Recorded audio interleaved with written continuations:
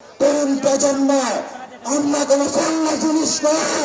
বাংলাদেশে এখনো কোন কর্মসংস্থান সৃষ্টি হয় নাই।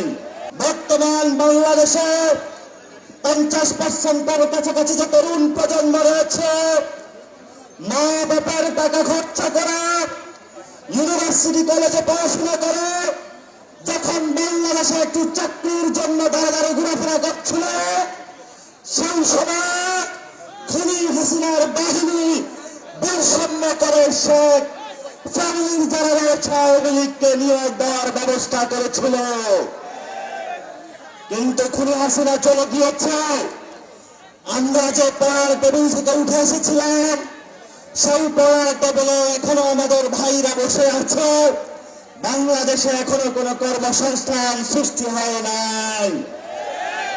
একদিকে হলো আমাদের মা বাপদের পকেটের টাকা কেটে নিয়ে বাংলাদেশের প্রাইভেটাইজেশন করা হয়েছে শিক্ষা ব্যবস্থাকে।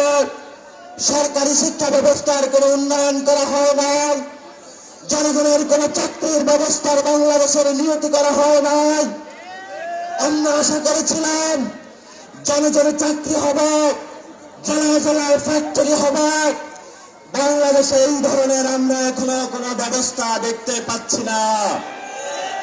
মৌলভীবাজারে আমার এখানে বোনেরা মায়েরা চা পাতার সারা দিন রাত কুড়ি তুলে 180 টাকার কাছাকাছি মজুরি পায়। এই ধরনের নিম্ন মজুরি বিশ্বের কোন রাষ্ট্রে নাই।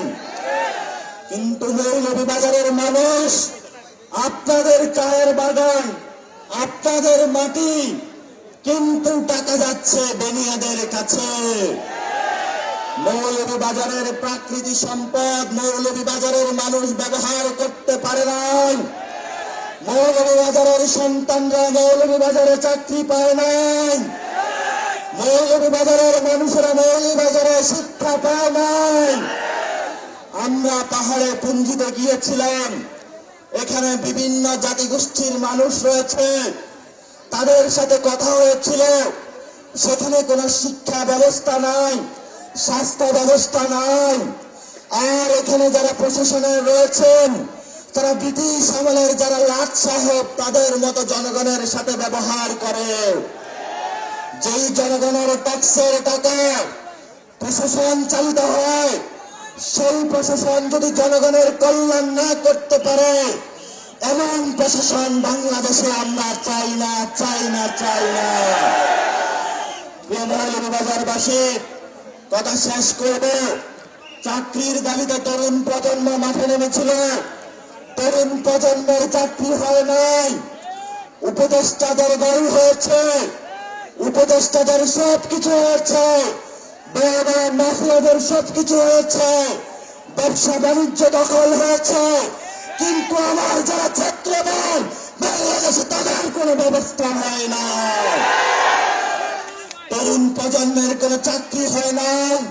যারা মিডল ক্লাস ফ্যামিলি রয়েছে, রাইজিং মিডল ক্লাস রয়েছে, তারা যখন সবজি কিনতে যায়, আমাদের বাচ্চার বাবারা বাজারে কিছু কিনা যাতে না করে এখনো ফ্যামিলিতে ফিরে যায়।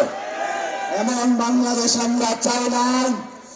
এনসিপির নেতৃত্বে ভবিষ্যতে বাংলাদেশে যদি যেই জনগণের সরকার গঠন হয়, সেই জনগণের সরকারের ক্ষেত্রে আমরা 64 জেলায় চাকরির ব্যবস্থা করব, ম্যানুফ্যাকচারিং হাব বানাবো, বিভিন্ন জায়গায় টেকনিক্যাল এডুকেশন চালু করব। বাংলাদেশের তরুণ প্রজন্মকে কিভাবে একটু শক্তিশালী ফোর্স হিসাবে ব্যবহার করা যায়, আমরা এই দুঃখটা বুঝি। এনসিপি এটা নিয়ে কাজ করবে। তরুণ প্রজন্ম আমরা কোন ফল্লা জিনিস না। আমরা রক্ত দিয়েছি, দিতে চাই না। এখন আমরা চাকরি চাই। মৌলভীবাজারবাসী, চাকরির দাবিতে, সংস্কার দাবিতে, নতুন সংবিধানের দাবিতে, শেখ হাসিনার বিচারের দাবিতে, একটি সুন্দর বাংলাদেশের দাবিতে আমরা 64 জেলায় যাচ্ছি।